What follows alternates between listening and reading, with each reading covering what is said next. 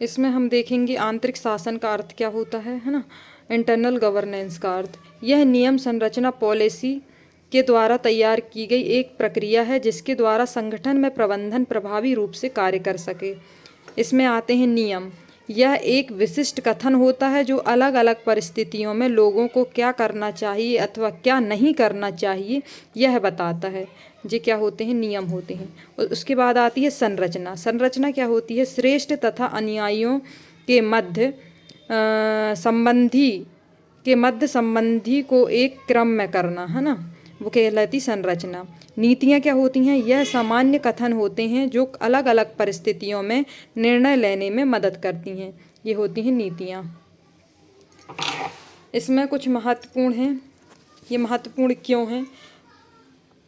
पहला है पारदर्शिता और जवाबदेही को बढ़ावा देता है। जैसे नियम, संरचना नियम तथा नीतियों की मदद से सभी कार्य अलग अलग कर्मचारियों को बांट दिए जाते हैं जिससे पारदर्शिता तथा जवाबदेही बढ़ जाती है। दूसरा होता है जोखिम कम करता है। कैसे, सभी कार्य पहले से ही निश्चित होते हैं जिससे भविष्य में जोखिम कम होते हैं। निर्णय लेने की क्षमता बढ़ाता है। विश्वास बनाता है। विश्वास किस लिए, पारदर्शिता के कारण विश्वास बना रहता है। तो ये होगा इसके महत्वपूर्ण, ये क्यों है। फिर आती है दृष्टि, जिसको विजन बोला जाता है। यह अंतिम उद्देश्य होता है जिसे कंपनी अपने कार्य द्वारा पाना चाहती है। यह उपभोक्ता के दिमाग में उत्पन्न की हुई छवि होती है, क्या, विजन। फिर आता है मिशन। मिशन क्या होता है, दृष्टि को प्राप्त करने के लिए वे सारे कदम जिससे दृष्टि को प्राप्त करना आसान हो उनको बोला जाता है मिशन। फिर वैल्यू क्या होती हैं, वे सारे सिद्धांत जो मिशन हेतु प्रयोग किए जाते हैं उनको वैल्यू या मूल्य कहा जाता है। अब देखते हैं ग्रुप समूह के बारे में क्या होता है। ये दो या दो से अधिक लोगों का संगठन जिसका उद्देश्य एक लक्ष्य प्राप्त करना होता है। समूह विकास के चरण क्या क्या हैं। पहला है गठन। यह शुरुआती समय होता है जहाँ यहाँ सभी आपस में एक दूसरे को समझते हैं, समूह एवं लक्ष्य को समझते हैं, ये होता है गठन। तूफान, यहाँ संघर्ष होता है, समूह के सदस्यों के मध्य विचार तालमेल होने के कारण संघर्ष या टकराव होते रहता है। फिर आता है सामान्यीकरण। यह सामान्य स्थिति होती है जहाँ एक समूह मानदंड तैयार किया जाता है और यहाँ सदस्यों के मध्य आत्मीयता का भाव उत्पन्न होता है। प्रदर्शन क्या होता है, प्रदर्शन, यह स्थिति प्रदर्शन करने की होती है। यहाँ संगठन के लक्ष्य को प्राप्त करने के लिए सभी एकजुट होकर कार्य करते। स्थगन, यह अंतिम अवस्था होती है जहाँ लक्ष्य प्राप्त करने के पश्चात समूह के सदस्य बिखर जाते हैं, सभी अपने अपने कार्य में चले जाते हैं, ये क्या कहलाती है, स्थगन। समूह के प्रकार कौन कौन से होते हैं। औपचारिक समूह, यहाँ सब संबंध आधिकारिक होते हैं, सभी के कार्य पहले से ही निर्धारित होते हैं, ये क्या कहलाते हैं, औपचारिक समूह। आदेश समूह क्या होता है, यह लंबे समय के लिए होता है, यहाँ सदस्यों को किसी विशिष्ट अधिकारी को अपने कार्य का विवरण देना होता है। कार्य समूह क्या होता है, यह अपेक्षाकृत कम समय के लिए होता है, यह किसी विशिष्ट कार्य को प्राप्त करने के लिए बनाया जाता है। समिति क्या होती है, यह स्वप्रेरित लोगों का समूह होता है तथा वे लगातार मिलते हैं, यहाँ पर संयोजक होता है इसमें, समिति में। फिर आता है अनौपचारिक समूह। ये क्या होते हैं, यह उन लोगों का समूह होता है जिनके मध्य कोई भी आधिकारिक संबंध नहीं होता। जैसे तीसरा है प्राथमिक समूह। प्राथमिक समूह क्या होते हैं, जन्म के साथ ही जो समूह बन जाता है वह प्राथमिक समूह कहलाता है। जैसे परिवार। प्राथमिक समूह के गठन के लिए 3 आवश्यक शर्तों की पहचान की गई है। आमने सामने निकटता, समूह का छोटा होना, समूह लंबे समय के लिए होना। महत्व क्या है, समाज के सांस्कृतिक मानदंडों को समाज के भीतर ले जाता है, सामाजिक नियंत्रण के साधन प्रदान करता है और सामाजिक व्यवस्था बनाए रखने में मदद करता है। द्वितीयक समूह क्या होता है, कम आमने सामने का संपर्क होता है, आपस में बार बार नहीं मिलते हैं, आपस में व्यक्तिगत संबंध नहीं होते हैं, यह आकार में बड़ा होता है, क्या, द्वितीयक समूह। इसके महत्व क्या हैं, सांसारिक जीवन शैली सिखाता है, सामाजिक व्यक्तिगत विकास करता है, समाज द्वारा बताए गए नियमों का पालन करता है, सामाजिक नियंत्रण में मदद करता है। द्वितीयक समूह। पांचवा है पहचान के आधार पर समूह, इन समूह और आउट समूह। इन समूह क्या होता है? इन समूह में व्यक्ति प्रत्यक्ष रूप से सम्मिलित होता है, स्वयं की पहचान समूह के साथ होती है। उदाहरण परिवार, धार्मिक समूह, पेशा, रक्त समूह। इसमें अपनी भावना रुचि अनुसार प्रवेश लेता है। कौन? किसमें? इन समूह में। फिर आता है आउट समूह, जिसमें हम स्वयं नहीं होते, हमारी पहचान आउट समूह में नहीं होती। इसमें प्रत्यक्ष रूप से सम्मिलित नहीं होते हैं, अपनी इच्छाओं द्वारा विचारों से अलग होता है। क्या? आउट समूह। फिर आता है संरचना के आधार पर समूह। पहला है स्वैच्छिक समूह, अनैच्छिक समूह। स्वैच्छिक समूह क्या होता है? ऐसा समूह जिसमें सदस्य स्वयं की इच्छा से भाग लेते हैं, उसको स्वैच्छिक समूह कहते हैं।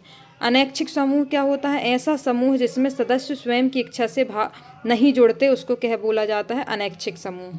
प्रतिनिधि समूह, इसमें सदस्य प्रत्यक्ष रूप से भाग नहीं लेते हैं, अपितु उन सदस्य के स्थान पर समूह होता है जो उस सदस्य का प्रतिनिधि करता है। लोकसभा में उपस्थित चुने गए सांसदों का समूह। जिस वर्ड क्या बोलते हैं? एक सामाजिक समूह एक पहचानी जा सकने योग्य संरचना के अंतर्गत परस्पर अंतरक्रिया व्यक्तियों का संकलन है।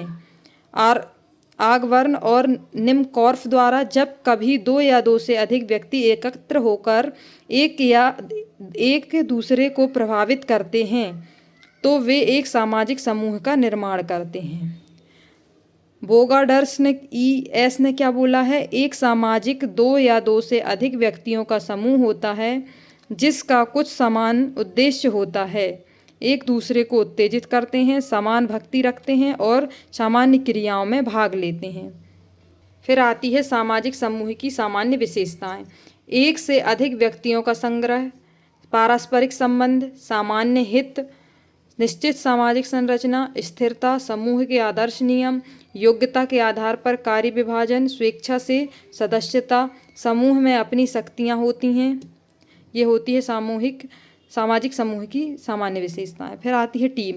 टीम क्या होती है? दो या दो से अधिक लोगों का समूह जिनका सामूहिक उद्देश्य टीम के लक्ष्य को प्राप्त करना है। टीम क्या होती है? सभी सदस्य जवाबदेह ही होते हैं और सभी सदस्यों की मेहनत का परिणाम होता है। सभी का एक कॉमन लक्ष्य होता है, जैसे क्रिकेट, फुटबॉल आदि की टीम, है ना। और समूह क्या होता है? व्यक्तिगत सदस्य जवाबदेही होते हैं, व्यक्तिगत सदस्यों की मेहनत होती है, व्यक्तिगत लक्ष्य होता है, जैसे योगा समूह, पुस्तक समूह, मॉर्निंग वॉक समूह आदि, ये सब समूह कहलाते हैं। फिर समूह के कुछ MCQs लगा लेते हैं। एक औपचारिक समूह की विशेषता है, क्या है? स्थापित संरचना और स्पष्ट उद्देश्य। दूसरा है विचार मंथन, एक ऐसी तकनीक है जिसका उपयोग किया जाता है किसमें? समस्याओं का विश्लेषण करें और समाधान विकसित करें। फिर आता है डेल्फी तकनीक, विशेषज्ञों की राय इकट्ठा करने की एक विधि है, क्या है? अनाम सर्वेक्षण और फीडबैक राउंड का उपयोग करता है। फिर है समूहों द्वारा प्रभावी निर्णय लेने की आवश्यकता है, किसमें है? सभी दृष्टिकोणों और संभावित परिणामों पर विचार करते हुए। अगला है समूह विचार, एक ऐसी घटना को संदर्भित करता है जहाँ क्या होता है? खुले संचार और स्वस्थ संघर्ष को महत्व दिया जाता है। समूह विकास के तूफानी चरण के दौरान यह अनुभव होना आम बात है, क्या? असहमति, संघर्ष और भूमिकाओं के लिए प्रतिस्पर्धा। फिर आता है एक टीम लीडर की भूमिका है, क्या है? भागीदारी और साझा निर्णय लेने को प्रोत्साहित करें। अगला है समूह संचार में सुधार की तकनीकों में शामिल है, क्या शामिल है? सक्रिय रूप से सुनना और स्पष्ट प्रश्न पूछना। फिर उच्च भावनात्मकता बुद्धिमत्ता वाला एक टीम सदस्य होने की संभावना है, क्या है?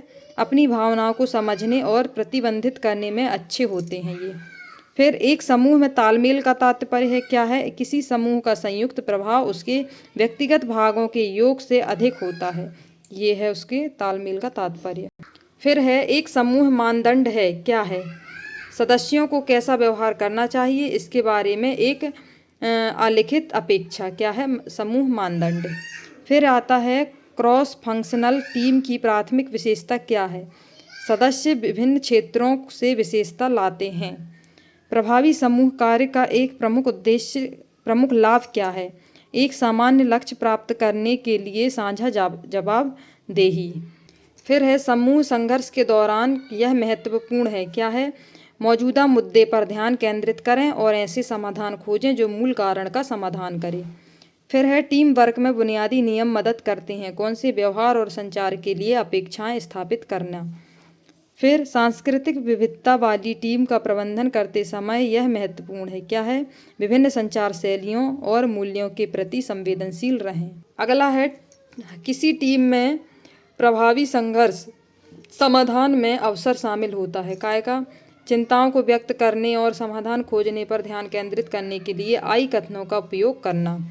अगला है समूह के भीतर विश्वास का निर्माण निम्न के लिए आवश्यक है, किसके लिए है? खुला संचार, सहयोग और प्रभावी संघर्ष समाधान के लिए।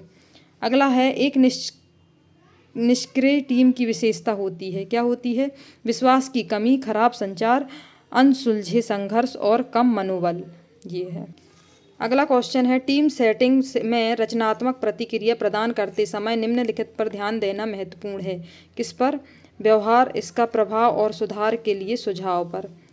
अगला है एक धार्मिक समुदाय को आमतौर पर माना जाता है, क्या माना जाता है? प्राथमिक समूह। अगला है किसी देश में एक जाति अल्पसंख्यक समूह का उदाहरण है, क्या है? प्राथमिक समूह, माध्यमिक समूह, स्वैच्छिक समूह, अनैच्छिक समूह। जाति अल्पसंख्यक समूह का उदाहरण क्या है? तो इसमें आ जाएगा स्वैच्छिक समूह, है ना?